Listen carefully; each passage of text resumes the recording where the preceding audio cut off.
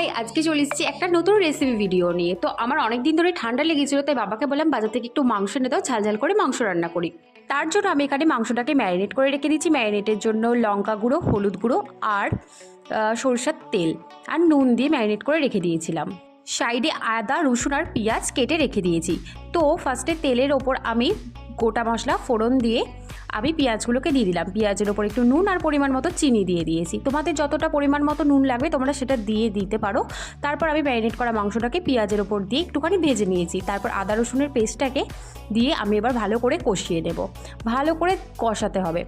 আর তোমাদের যতটা পরিমাণ ঝাল লাগবে তোমরা ততটা পরিমাণে ঝাল দিতে পারো। তারপর মাংসটা কষানো হয়ে গেলে আমি এখানে আলুগুলো দিয়ে আবার একটুখানি কষিয়ে নেব। নেওয়ার পর আমি জল দিয়ে দেবো।